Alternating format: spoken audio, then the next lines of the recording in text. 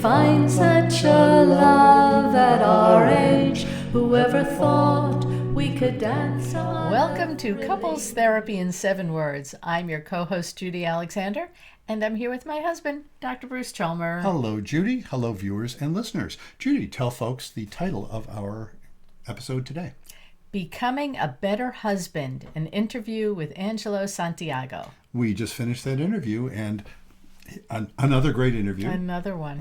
Really, really fun guy to talk to. Yeah, delightful guest. Yeah, I was on his podcast actually, and we just figured out at the end that after we were recording that his interview of me is going to come out just a few days after this is coming out. So by the time you see this, you may discover that you can find Angelo's interview with me on his podcast, which is called Better Husband. And that's what he talks about. He talks about becoming better.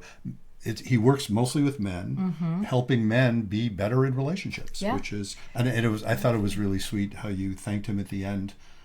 You didn't quite say it, but I was sitting here thinking, on behalf of women. Yes.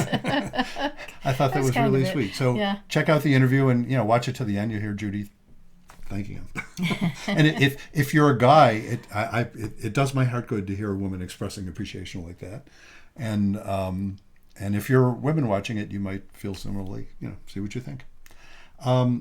Before we get into that interview, let's do our usual plugs for our particular stuff. Yes. Starting with our books. Yes. Okay, so they're a little bit more available today than they had been the last time. Yeah, I had them hidden away under a pile of stuff. So we'll start with Reigniting the Spark, Why Stable Relationships Lose Intimacy and How to Get It Back. And that was this topic we talked about today, was intimacy and came up, and how important that is to a and how stable relationships, the stable couples will often not rock the boat. Right. And that's one of the things Angelo talked about was the necessity to sometimes rock the boat. Got to rock the boat. Yeah. Also, it's not about communication, why everything you know about couples therapy is wrong. Which also came up in our conversation. Yes, it did. Amazing how those things come up. And strangely, this one didn't, although it could have. It could have, but it didn't.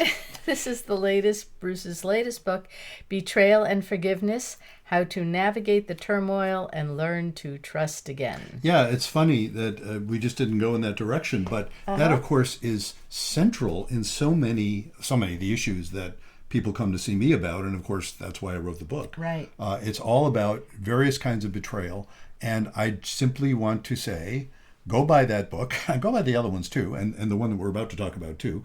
But that particular book, people keep telling me, the feedback I'm getting is, wow, this helped. Yeah. Even though a lot of times people are buying that book because they're trying to process some really painful stuff, and often not stuff that just happened, often stuff that happened years ago. In the past. But it just seems to help them. It sort of gives them a sense of, there is hope at the end of this. Yeah. And that's what I was hoping the book would accomplish. Yeah. And of course, let's talk about your book. Right. This one is not yours. This one is mine. The Blue Tent, Erotic Tales from the Bible by my alter ego, Laria Zilber. Beautiful erotica. If you like erotica, get that book. If you're not sure if you like erotica, get that book, because it's very explicit. Yeah. But I would use the word tasteful. Tasteful, yes. In the sense of it's loving of all the characters, which is a beautiful thing. It's a beautiful. And if you've never read erotica, this is actually a really nice introduction. Yeah, and if you especially. There's lots of folks. I'm noticing this on my most recent book. I'm getting more sales of the audiobook than I am of either the paperback or the Kindle, and the ebook. And if you want to get the audiobook, Judy did the narration. And boy, Judy reading erotica. Say no more. Say no more. I'm glad you feel that way. I certainly feel that way, and I'm not at all jealous of the fact that many other people will feel that way too when they hear you reading the erotica. So do get a hold of that. You can get a hold of that. It's on Amazon. If you go to lariazilber.com, I'm going to spell that for people who are just getting the audio version. LARIAZYLBER, lariazilber.com. Go there and you can get access to that as well. Right. So let's get on with our interview, and we'll see you on the other side. Our guest today is Angelo Santiago. Angelo is a marriage and relationship coach with a specialization in helping men become better husbands. He is also the host of the podcast, Better Husband. Angelo's work in marriage coaching has been inspired by his own journey in a 21-plus-year relationship with his wife, Julie, as well as the transformations he's seen in the marriages of his clients. Angelo helps husbands rebuild trust, create genuine connection, and rediscover intimacy in their marriage. Angelo, welcome to Couples Therapy in 7 Words. Thank you so much, Judy. Bruce, it's great to see you again. It was great to have you on my podcast. And Judy, it's a pleasure to meet you. I'm really excited just to see where this conversation goes. And I'm always interested in having these open conversations and learning a little bit more myself too while having them. Oh yeah. Well, we're delighted to have you. And yes, it was great being on your program, and we're Yeah. happy you're coming on ours. So check out Better Husband. Absolutely. So we always like to start off by asking our guests, how did you get into the work you do? Tell us something about your own journey. Yeah, absolutely. Well, as mentioned a little bit in the introduction, I think the word I would use is necessity. I think I was at a Ah. point where my wife and I, we met in college. We've been together for almost 22 years now, married 11 of those years. And so, as you can imagine, in that, and I know you two have been married for how long now? 20 years. 20 Yeah. 20 years. years. Newlywed. So We're newlyweds, yes. So, in that journey, there's a lot of changes that happen individually. For us, it was different career changes, moving different places, eventually having a kid, like all these things happen. And we got to a point in our marriage where things were actually not great. I mean, I would honestly say that we were on the brink of divorce, even though we weren't having those conversations yet. That's what it felt like. We were disconnected. I didn't know what to do. She tried her best to get me engaged and involved and to go talk to somebody. She tried taking us to couples therapy, all the thing, and I would go, but I would still be shut down. I was a, a stereotypical shut down, walled off man. Hmm. And I didn't know what to do about it. Internally looking back, I know I was feeling a lot of pain and anger and suffering a lot, but I didn't have an outlet for it. I didn't feel comfortable talking about it. I never learned how to talk about it. And so, eventually, once it got to that point of being on the brink of divorce, where, you could also call it like a rock bottom, my wife finally looked at me, and I know she had tried multiple times, but she shared with me a men's retreat. And she just looked at me and she says, I think you should check this out. At this point, our son had just turned 1 year old, and I could tell something was a little bit more serious this time. I could tell that something had shifted in her, where I could sense, a part of me could sense that if things didn't change, this could be the end. And being a new father, I mean, there was new levels of seriousness to this issue. And so I went on this men's retreat, and that began my journey of opening up, of understanding myself a little bit better, of understanding what it means to be supported by others, particularly other men. And then I just followed that path. And then through that, I did a lot of my own work. I did a lot of healing. We came together and did a lot of relational healing, and things just turned around through a lot of hard work and time, and putting effort in. And now I look at our marriage and I describe it often as a miracle. Like, it really feels miraculous where we've gotten to. And so in that whole journey, I just started seeing, like, wow, this is huge. This is really important. This work for men is really, really important. And seeing myself in the past as being hesitant, as being walled off, as being, unwilling to even talk about my emotions, unwilling to open up to anyone else, I started asking the question, well, like, how can I help? How can I be a part of the solution to invite more men into this in a way that it works, so that they can have a similar transformation as I did? And so that led me on a path of learning more, being in more men's groups, looking at coaching, reading the books, putting it all in there, and leading me to where I am now. And that evolution of myself went to leading in-person men's retreats, facilitating all over the world for hundreds of men, eventually starting doing one-on-one men's coaching for a variety of topics, but then ultimately recently getting to this point of being like, you know what, I want to support married men because there's a lot on the line here, and those men need a lot of direct, specific support for how to improve their marriages. The ones that want to be better husbands, the one that wants to love their wives in the same way that they did on their wedding day, you know, and so that's been my path, and it has been so rewarding, not only to see the what happens to the men that I work with, but it makes me a better husband by doing this work too. And so I get to show that to my son, what it's like to love on his mom and to love him, and it all just comes together in that way. Yeah, that's very interesting. We talked with, well, we did a podcast earlier this week about Waldorf men and the hesitancy that they have in going to therapy. And, you know, you have a whole chapter in your book, like how to get your man into Yeah, therapy or how to something. get the reluctant guy to go to therapy. Yeah. Yeah, and actually, yeah, I'm sort of curious. You mentioned that. Yeah, I'm curious to bring that up actually because that phenomenon, when you were saying and describing your own path that you were sort of shut down, and my immediate thought is, well, I believe you have an XY chromosome. Is that correct? As opposed to XX. No, that, as you pointed out, is kind of stereotypical, but that is what we are like often. We have a good reason for being that way, I've always thought. But, how do you, maybe I'll make it a more general question, Hmm. how do you work with guys, starting off from that sense of what brings guys to even talk to you or to be willing to talk to you? The guys who will show up in a men's group are already somewhat willing to do this. That's right. Yeah, could you speak to that?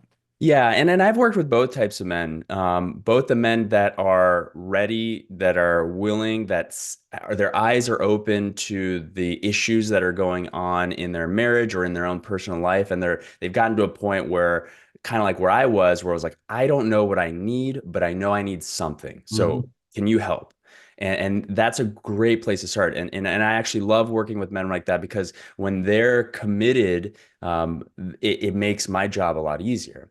But I've also worked with men. My wife works with women as well, so we kind of are a nice little partnership where she's been doing work with women for over 10 years in a different field, but still these women, have marital issues, and sometimes they're like, where do we send the men?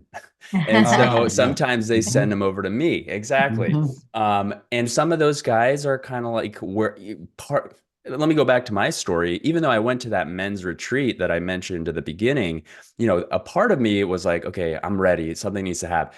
But a huge part of me was in judgment of what was going on. Like, who are these guys? Can they really help me? This seems kind of like a facade, a joke. Like they just want to make money, whatever. So a part of me was still very resistant. And it was the slow chipping away of that resistance, of that, fortress that I put around myself, that opened up more space for that part of me that wanted to change, that Hmm. remembered love, that remembered the power of my heart. And so when I start working with those men who are more resistant, I know it's going to be a slower journey, but I start trying to speak to that part of them that sees the problem, that Hmm. sees the issues, that doesn't want it anymore, you Yeah. know? And then you try and use a little bit of leverage on them, whether it's positive or negative, right? Like negative leverage, like, well, this could be the end of your marriage. You could lose access to your kids. Or even if you stay together, what are you teaching your children? Do you want your daughter to see that this is what a man looks like in marriage? Or do you want your son to learn, like, well, this is how I should be in marriage, right? Yeah. And once you start opening up those pathways in their brain of like, wait a second, I don't want that, then you start opening up the possibility for change. But you're right. You have to get the men to a point where they realize that, yeah, you know what, I do want to change. And, in creating my podcast and my work, like I'm reaching out to the men that do want to change, but just have no idea how. Like me, when I was in that place, I didn't like the way things were. I wasn't going around, thinking that everything was good, but I had no idea what to do. And so I was like, all right, give me some information, give me some data, give me some skills. And that's the entryway. And then once you're actually working with someone, as you both well know, then you start going deeper. Then you start going like, okay, what was your childhood like? What happened? What did you learn? Who did you learn it from? What did you do that somebody empowered you to do it or didn't stop you from doing it? Like all those things start getting added to the experience. And once men are open to it, they're totally capable of change, Yeah. even though we have that another stereotype that men are, they don't like change. They Mhm. like the way things are no matter what. We don't like change that we don't control or initiate. Exactly. We're okay with change if we initiated it. It Yeah. was our brilliant idea. That's the stereotypical women's trick of making us think it was our idea. Hmm. Yeah. That's kind of a classic. I am. You were going to ask something? Well, I was going to ask you, why do you think so many marriages struggle? Yeah, I mean, I think I'll speak from the men's perspective, and I know I'm talking a lot in the heteronormative man and wife sense, but this is applicable in all marriages and all relationships. From the stereotypical male sense, what I have experienced personally and what I see in a lot of the men that I work with is that, we never learn the relational skills necessary to make marriages thrive. As young boys, we're taught to be competitive. We're taught to be, the best that we can be. That like relationality of how to care for another, how to listen to another, like it goes back to what you were saying, Bruce, about it being our idea. Like we love being right. We love being the one with the solution. We love being the one with the answer, the problem solver.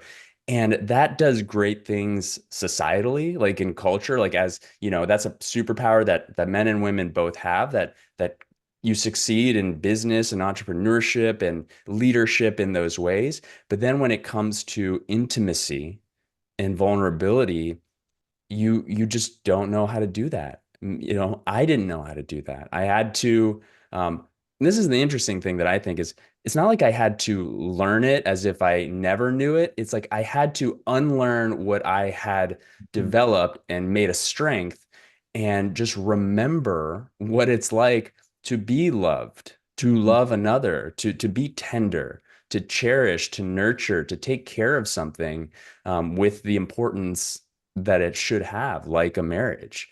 And so I think the struggle comes, one key aspect is that societal pressure that both men and women feel of right, like performance or attribute based, steam that makes us feel better if we are accomplishing, not if we're tending to our marriage or our relationship.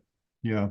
Yeah, it's interesting. I think the way we've constructed relationships for the last however many years, I'm thinking maybe 100 or so off the top of my head, we've set up some sort of paradoxes that make it very difficult I think for both men and women in different ways. And for men, and you can tell me what you think about this. I've often thought, we're given this double message that says, and often from women too. I hear lots of women who are saying, I wish he would be more like the guy. I wish he Mm, wouldn't be so damn considerate all the time and show up and say what he wants and assert it. And I'm not saying I don't want him to be a jerk. I don't want him to be disrespectful, but I want him to show up, and I'll argue with him if I disagree with him, but please show up, and a lot of guys don't know how to do that. I think that's especially a phenomenon in the last 50 years or so. And I've been around for more than that, so I remember I've been an adult for more than that, that's a phenomenon I've noted. I just wanted to ask you something specific about yeah. how you got in that initial thing where your wife was saying, "Hey, I think you ought to consider this men's group." And you could tell the way you were saying, you could tell she was serious. There was something about this. And I want to contrast that possibly with what I hear a lot of women trying to do to get their husbands to do something. Hmm. Because what you didn't say, she said, probably because she didn't say it, was, "Oh my God, you need to go get fixed." Yeah. Or, "Oh my God, you need to go and get on medication because you're screwed up."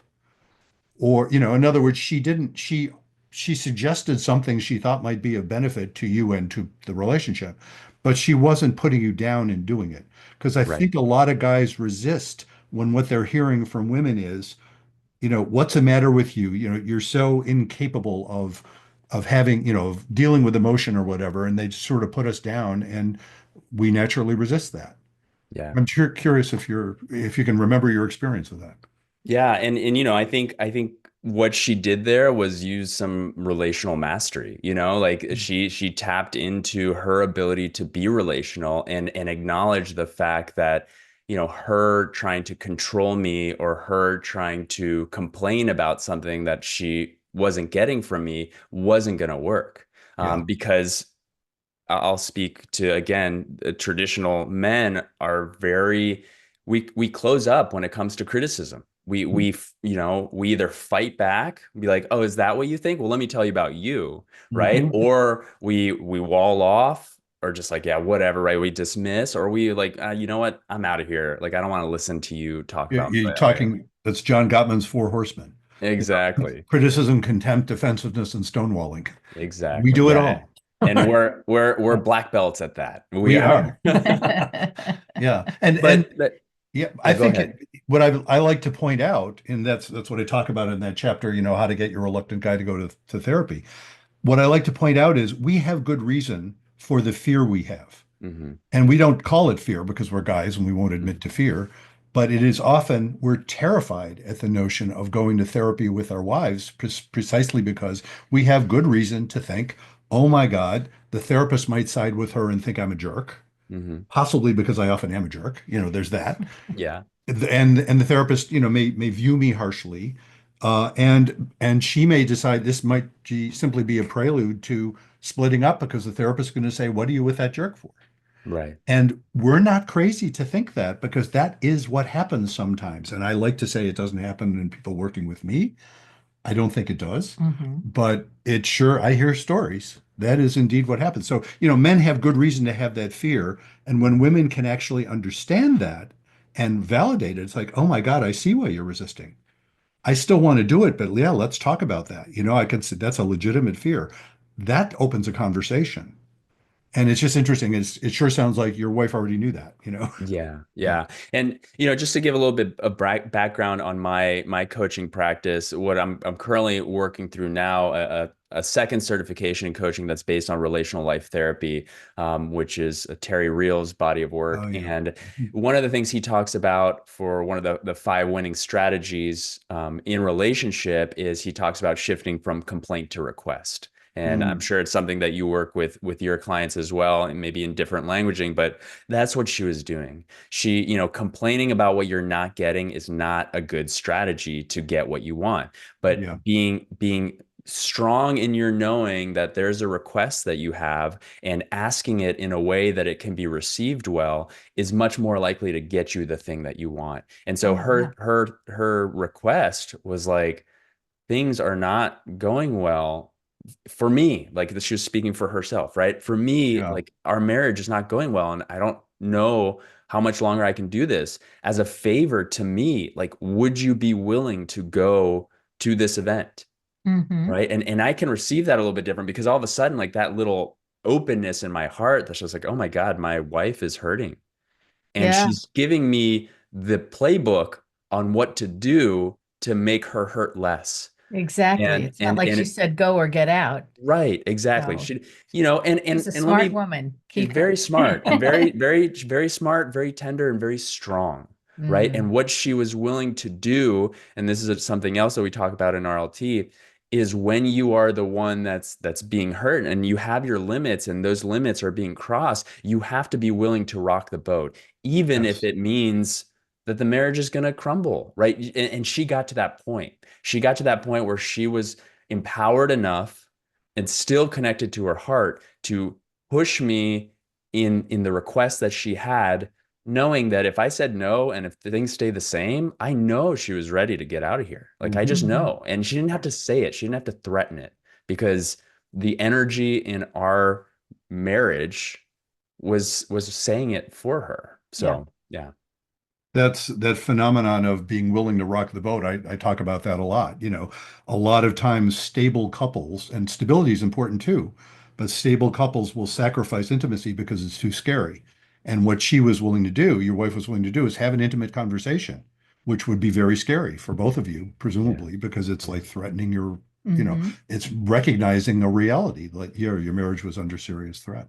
So yeah, tolerating that anxiety is kind of the key to intimacy. That's one of my shticks you've heard many times, and I've written about in my various books, and that's a great example of it. You mentioned Terry Real, and I know his work a little. I don't know it a lot. I have seen him, unless I'm mixing him up with someone else, and I don't think I am. I have seen him be very confrontive of guys Yes. being jerks. Yes. And I'm impressed by it, a little bit cowed by it. I'm not sure I'd pull it off the same way, but it's interesting. Could you speak to that? Absolutely. And this is the reason why I fell in love with RLT. And this is the reason why I chose this path for myself.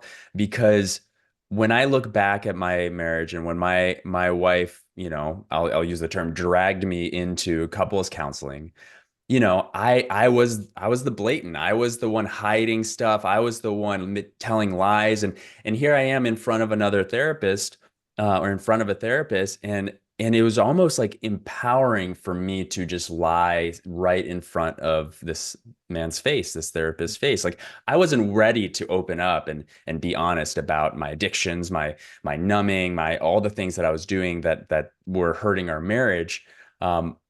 And when I look at RLT as a way to get through to the blatant, and it doesn't necessarily have to be the man, it can be the woman as well, but get to the one that's most non-relational. That confrontation is probably the only thing that would have worked with me in Mhm. my place. And I didn't get that in therapy, but I did get that in the men's groups. Uh-huh. Coming together with other men, like there is that level of confrontation where you will get called out on your BS, on your lies, on your kind of like, well, I mean, I'll try and do that thing. It's like, no, you're not going to try. You're either going to do it or you're not, right? Like there's a level of Like Yoda, right? exactly, yeah, Yes. there is no There is try. no try. There's just do So or not do. so Terry, the way he teaches and what RLT is based on, like at times, like there is taking sides for one client or another. There is, we will not go out on a limb for one of the people in the couple. Like you have to confront him yourself, but I will be there with you. I can't Mhm. do it for you, but I will Mm-hmm. be there with you. And then at times, like there is a level of that pushback, and it has to be met with loving confrontation. Yeah. Right. Like not from a point, again, not from a point of like, oh, you're no good. I can't believe you're doing this. But the beauty of that I really like about RLT and the way Terry describes it is many forms of therapy is about bringing the one down up, but it struggles to bring the one that's one up down, and Mhm. that's where RLT shines, and that's from my experience in men's work in the men's work space. I've cultivated that. I've cultivated confronting men when they need to be confronted, in a loving way. Yeah. I've been told that I have a very just calming presence. Like I have Mhm. a very gentle way of speaking to somebody, which can be disarming for a lot of people who want to fight. Like if I come at them strong, like they're gonna try and be stronger than me. Mm-hmm. Mhm. But if Yeah. I come in and I'm open-hearted and I'm just here to listen to you and then just tell you that like, hey man, it sounds like the way things are going are not good. Like if you want things to change, if you want your marriage to survive, like there are gonna have to be some changes. And I'm here to tell you, like, here's what they may be. But you have to want it. And if you don't want it, like I'm fine. Like it's your life. But like I have to show you, here's what you're doing that's not working. Yeah. Yeah, that brings me to one of the things that you talk about is losing strategies. So can you go into that a little bit more? Yeah. So the five losing strategies, in relationship, and it can be in marriage, but it can also be in any relationship you have with somebody. The first one we already touched on a little bit is being right. It's like Mhm. I'm right. Like you think I'm driving too fast. I'm not driving too fast. Like this is just how I drive. You just don't. You're too worried about everything, right? It's like my perspective on everything is right, and there's not that shouldn't exist in marriage. It's like, can I see it from your angle? Can I understand what you're trying to say? Right? It's like having that open conversation. Another losing strategy is trying to control your partner, right? Like trying to get them to do something, trying to, whether that's direct control, which is like demanding and commanding, like being very, almost dictatorship and you see that sometimes in parenting styles, like very aggressive, Yeah. or it can be indirect control, which is manipulation, right? Like controlling your partner is another losing strategy. Retaliation, trying to one of the things talked about in RLT is offending from the victim position, where it's like, Mhm. well, you hurt me first, so I get to hurt you back, right? Like that doesn't work. Another one is unbridled self-expression, right? Just like verbal venting, throwing tantrums. That just is a losing strategy. And the last one is that withdrawal, is that closing off, refusing to engage, just checking out of the relationship entirely. And as I list those, you can have a couple of those, you can have multiple of those. And depending on the situation, for me, I look back at my marriage at its worst. And this is at your worst, right? This isn't like every day I'm like this. But at my worst, my losing strategies were being right and Hmm. withdrawing, right? Like I would fight, fight, fight to be right. And then when, she would fight back, I had an aversion to confrontation. I would withdraw, Yeah. whether that was actually leaving physically or even being totally present and just being checked out. So those Hmm. are my two losing strategies that I can look back on. And marriage, as I imagine you two experience as well, there are good days and there are bad days. And when we're having a bad day and I'm having a bad day and I'm not in my right mind and my wise adult, I still revert back to that being right and withdraw. And then I We can have look our back. styles. Yeah, everybody Yeah, has their style. exactly. Yeah, yeah. And I can look back at my childhood and actually just see exactly how I learned these. Like Sure. in the work that I've done, I can see like, oh, this is what I saw my dad do here, or this is what worked for me in terms of like in friendships or dating, right? Like these are all things that I did, that just, if I want to have a good marriage, I can't keep doing those things. Yeah. Yeah. I love that expression, unbridled self-expression, Yeah, because and as you were explaining it, you're referring to, at least in part, you're referring to like, yeah, throwing tantrums, that kind of thing, exactly. which people generally can relate to that concept. The reason I like that is that particular phrase, though, is that that really flies in the face of the cultural zeitgeist that would say, oh, you're supposed to express your authentic self all the time. Right. And I've written about that as well. That notion of authentic self is a very recent notion. Hmm. And if there was any notion of authentic self maybe 100 years ago, it's like, yeah, we have an authentic self that we better rein in because it's evil. Yeah. And in the, That's not getting you in a good place. no, and the culture, and the purpose of parenting isn't to bring out your children's authentic selves, it's to rein them in. Hmm. And then it's shifted over to, oh my God, we have to always express our authentic selves. And I don't mean to be cynical about it, because there's an aspect of that intimacy is about being an authentic self. Yeah, It's about really being present. But just because it's my authentic self doesn't mean I should always lead with it. It's that's like, right. if that is my authentic self, maybe I should be someone else. Yeah. And I'd love to touch on that a little bit because I love the way you describe it. Because especially in working with men who have uh, just corked up all their emotions, right? Like they pushed them down, and in under there's anger that's usually at the top, because that's like for some reason culturally men are allowed to feel anger, like it's okay. So usually that's the first one that starts coming out, and then below that you get to the sadness, you get to the grief. And this happened with me, where at first I was so bottled up that then once I opened that cork, it's like it all came flying out. And then all of a sudden it was just like, what do I do with all of this? And Yeah. so some of the practices that we do in the in-person experiences with men and that I do with clients, it's like, okay, like you're feeling anger. You don't want to direct that anger at a person, at your loved one, or whatever. It's like, so here are some techniques and skills that you can use to actually release that anger. Because for those of us that have held it for so long and struggle to write about it or struggle to breathe through it, it's like sometimes you got to physically move it out of your body. And so we teach that for men, and again, same with the sadness and the grief. Like we almost give them permission to cry, to show Mhm. tears, and to just like melt in a puddle if that's what you need. And then how to pick yourself back up, right? Hmm. Because staying in that level of total loss, of just being unable to like eventually come back to breath, come back to yourself, come back to an understanding of like, why is this grief here? Why is this sadness here? And what's it asking me to do?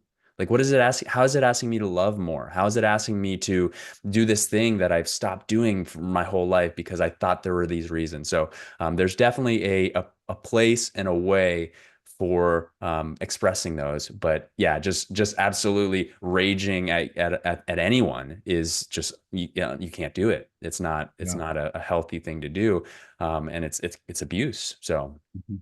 yeah. So, what are some winning strategies now that we asked you about the losing ones?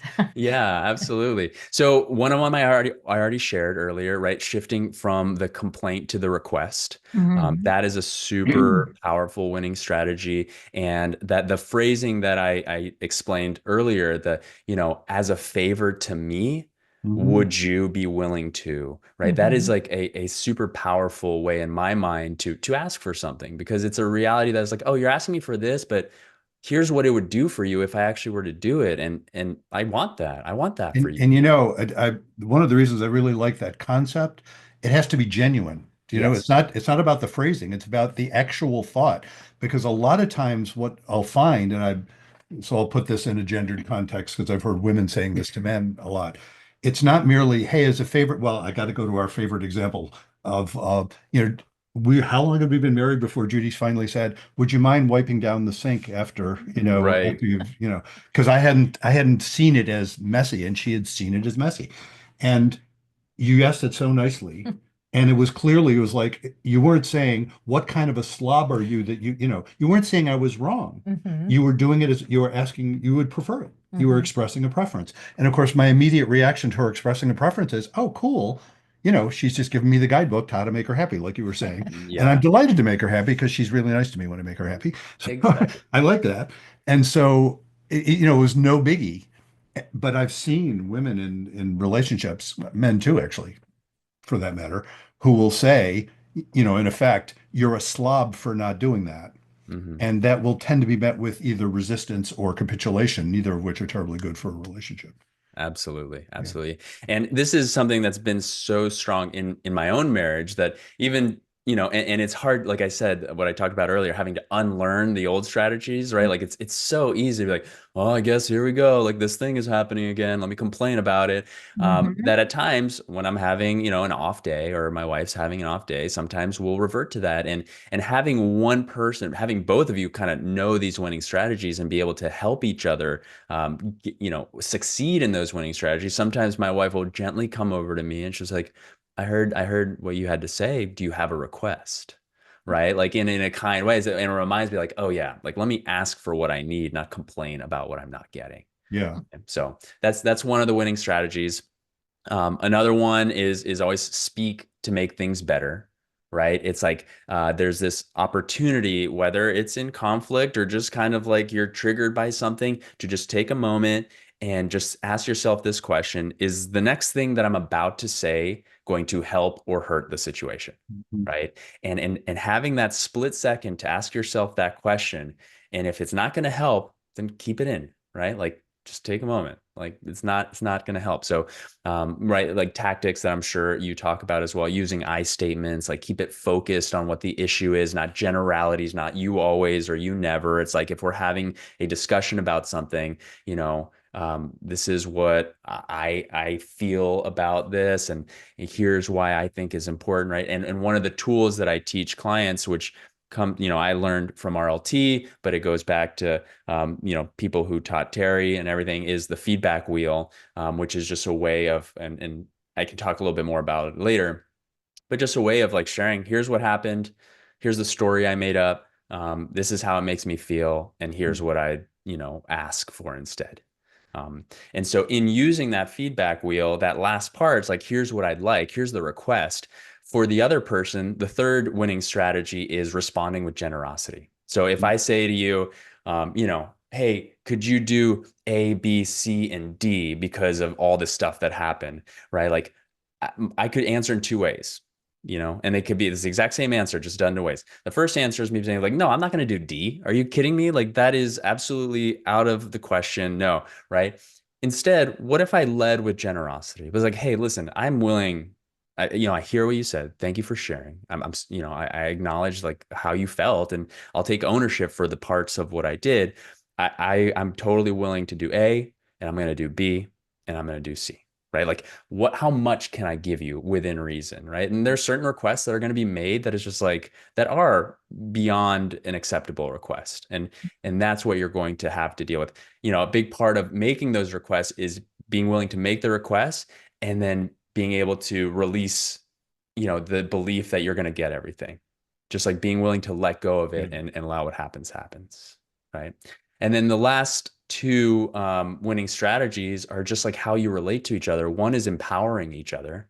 One is like, if you're doing something that makes you happy, like, how can I support you in doing that, right? If I start doing the thing, if I start doing A, B, and C, and you see me doing them, how good does it feel for you to be like, hey, I thank you for doing that. You're doing the thing that you said. Like, she's actually going to be encouraging me to do more of it, right? Like every time you wipe down the sink, Bruce, if Judy says to you like, hey, thank you so much for wiping down the sink, like it's so good. It's like you're just like, oh yeah, like this is a good We thing. actually we actually talked about this in another podcast. I noted when we were talking about it last time, for the first few times I did it, it was it was to make her happy. Yeah, And then the funny thing that happened was I internalized it. It's not just that it became a habit. It looks messy to me now if I don't do it. yeah, So I'm not even doing it for her anymore. I'm just doing it because it looks messy. I took it in. So she doesn't have to even thank me. It's sort of like, no, I do it for myself now. yeah. And I did. I wasn't before because it didn't bother me. And then but she, just because she said that, it started bothering me too. And I said, oh, gee, wow, yeah, that is kind of a mess. Yeah, one of the beauty of marriage and relationship is that we get to teach each other, we get to help Mhm. each other, we get to learn from each other, and we become better because of each Mhm. other. For I sure. know my wife has so many strengths in certain aspects of her life that she has just poured into me, and now I'm better because of it. And the same way, I have so many strengths that I have brought into our life for her that, she loves and has empowered her. And then at the same time, there's also those other things that I love that maybe she doesn't love, and that's okay too. Like, it's not perfect. It's not perfection. Like it's just about the relationship being what it is. And that goes to the last winning strategy, which is just cherishing what you have. Like Mm. being grateful, like having gratitude, taking yes for an answer, right? Like when you ask for something and I'm willing to do A, B, and C, but not D, you could focus on like, well, why won't you do D? Instead Mhm. of, okay, like thank you for being willing to do A, B, and C. That's like a Mhm. lot more than you've ever said that you'd be willing to do. And I'm willing to receive that. Yeah. Let me be That appreciative of that. taking yes for an answer, again, just using that same example, taking yes for an answer is a good one because I've had folks who will get upset when the person, if let's say she's asked for something and he's willing to do it, and she's saying, yeah, you're only doing that because I asked you, Yes. as Yeah. opposed to saying, wow, aren't you nice for doing something I asked you to do that you wouldn't have Yes. done? Yes. And that's of course what I tend to think about all of those strategies, which are all great. I also put them in a context where what you've just described, and I statements is one of my favorite ways of noting Yeah. this. You've just described what non-panicked people of general goodwill do in a relationship. If Hmm. you're not panicked and you're generally positively oriented toward the person you're in a relationship with, all of those behaviors will manifest. Yes. And if you're not, you can't fake any of those behaviors. And that's, the problem I find sometimes in teaching, that was the subject of my book. It's not about communication, why everything you know about couples therapy is wrong, rather stark Yes. title. Uh, the my thesis there is, yeah, teaching the techniques isn't going to work if you also, if you're not tolerating the anxiety of intimacy, if you're not willing to look and say, oh my God, the reason I'm being a jerk is because I'm really pissed. Yeah. And I can't craft I really need to look at how come I'm so pissed more than I need to look at how to make an I statement about how come I'm so pissed. Because Yeah. it doesn't matter what I statements I make, it's still going to come across as condescending or angry or whatever. Bruce, 100%. I completely agree with you. And just me, I want to be real clear, in RLT, the teaching of the skills is the third phase. It's like the Hmm. last thing that you do. Because, when I was trying to be the better husband, yeah, I'd grab, John Gottman's books and I'd do the thing. And it's like, okay, okay, I can do these skills. These are very like well written out. I can do this, X, Y, Z.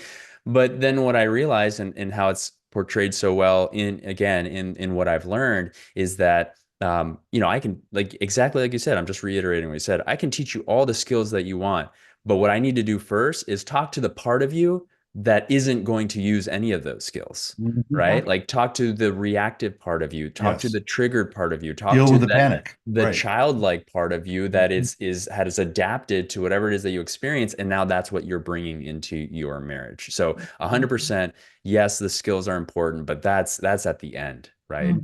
That is, and you can pepper them in slowly through the process, but Oh, yeah. it doesn't matter, how much you learn if you aren't willing to use it. Oh, and I also I find that really helpful in sort of painting that picture because it's aspirational. It's like, this is what relationships often look like when they seem to be going well, when both Yeah, parties are happy about them. And that's a good thing to know. yeah, You don't get there by imitating them, but you can recognize that, oh, we're starting to behave like that. Isn't that interesting? yeah. I think I'm less pissed off or something, or something has shifted, that can be helpful stuff. What else should we be asking you about? Yeah. Well, I'll just add a little bit more about the celebration piece that you talked about. That's what I found, and it's particularly why I work with men is that seeing men celebrate with each other, the wins is really powerful. It's something that maybe as kids we used to do together a lot, like be excited for somebody else. But as the individualism creeps into our lives, we forget about that. It becomes so competitive that it's just like, oh, I become envious. Like, I want that. Like, how come he got that? I want to be doing that thing. And so bringing men together in men's groups to have those conversations and to have those celebrations, no matter how small they are, is such a win for the marriages of the men Mhm. involved. And I know I've been talking about the fact that I work with men, but for anyone who loves the man in their life who's listening, what I would want to say to them is like, don't give up. Like I know it can be because I was that hard case. I was that man who didn't want to go to therapy, who thought everything was fine, who didn't want to change, who thought like, oh, you want to change me, but this is who I am. Like I was in that like dug in trench Mhm. of like I'm not moving. And God bless my wife, like she put in the work, she put in the effort. She was willing. She remembered that she loved me, and she remembered that I Mhm. loved her, Yeah. Yeah. and she was willing to do what it took to bring that love back to life. And it was hard for her. I acknowledge that, and I've had to acknowledge that with her, and it's been a part of the healing, part of the grief that our marriage wasn't a uh, Disney movie perfection experience of living happily ever after. But now, as so many people who go through recovery or go through any sort of trials and tribulation and come out on the other side, you look back and you're like, wow, that was in a way kind of the plan for us. Like we had to Mhm. go through Absolutely. that. You're Yeah. grateful for what you learned in the Yeah. struggle. Yeah. Yeah, exactly. How can people get in touch with you? Well, I would love for if they're interested in what I have to say and want to learn a little bit more, checking out my podcast where Bruce has been a guest, Better Husband. You can get that Spotify, Apple, wherever you're listening, or if you're watching on YouTube, I also have a Better Husband YouTube channel. The best way to find me or get in touch with me is go to my website, angelosantiago.com. There you can schedule a free 30-minute consultation. We can talk to see what's going on in your marriage, to see if I'm a good fit for you. And if I'm not, like I'm just here to have those conversations and encourage everyone who is on a path of trying to become a better husband to find what's right for them. Because it Mm. may not be me, and I totally accept that. For some people, it might be therapy. For some people, it might be retreats. For some people, it might be men's groups online, like whatever it may be. I'm here to support people in the vision of having stronger marriages and more open-hearted, strong men who want to do better and just need to learn how and learn more about themselves in the process. If you want to check out a free download, you can go to betterhusbandtoolkit.com. There I offer 3 skills like we talked about. One is the feedback wheel, which I touched a little bit on. One is a timeout checklist, which is just how to take a timeout when things are getting heated or overwhelming in your marriage. And the other one is a little cheat sheet on how to listen. When your partner says, hey, I want to talk to you, it's just like these little skills. They're not hard, but again, we've never been taught them in a very simple way.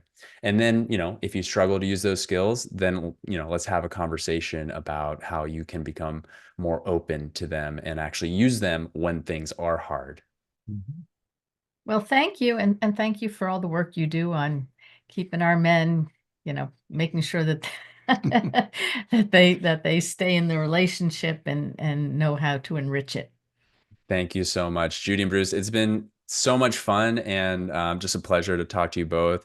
I've learned so much from both of you just in having this conversation, which is why I keep showing up for it. And yeah, I think we're all doing our little part in our part of the world to the people that are called to us to make the world a better place and Well, marriages thank you. stronger. So That's let's keep great. going. Welcome back. We hope you enjoyed that interview with Angelo. I know we did, and we'd love to have your feedback. Yes, let us know what you think. Let us know what you think about any of our stuff. And Judy, how might people give us that feedback? They can go to our website, ctin7.com. That's CT as couples therapy in 7, numeral 7.com. And you can write to us there. You can suggest guests. If you would like to be a guest on our podcast, you can suggest yourself. You can even sign up for a time on our Calendly app. Absolutely. And as I keep saying, pretty much everybody, I can't think of an exception off the top of my head, everybody who signed up for a time, well, a lot of the people who signed up for a time we were already in touch with, and Right. so they signed up for a time. Right. But, if you sign up for a time, I'll bet you'll be a good guest. If you think you will, you probably will. Probably will, If especially not- if you've been listening to our podcast, or Yep. if you've got, expertise, or even if you've got non-expertise but a lot of Yeah. experience. In fact, let me expand on that a little, because Okay. the guests we have, for those of you who haven't followed every single one of our, this is like number 180 something or We're other. getting close to the 190s. Yeah. Yeah. So the people we have on are, of course, people like Angelo, who are themselves coaches or therapists, or people who work with people. Right. We have had people who've written books. A lot of times, those are the same people.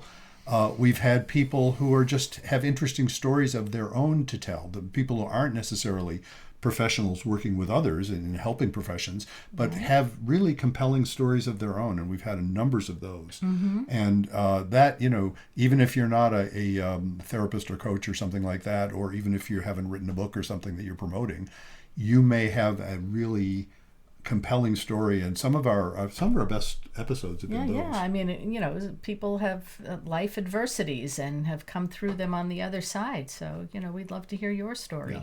And just mentioning my most recent book, Betrayal and Forgiveness. If you have a story of betrayal, and I would say, especially if you've kind of come through it, but even if you haven't, we would love to have you as a guest if you're willing. Obviously you'd have to be willing to Share your story. Share your story in public. Also, though, I will also note the podcast we did previous to this was in response to a listener question who asked for anonymity, which of course we honored. And so you don't have to reveal personal details.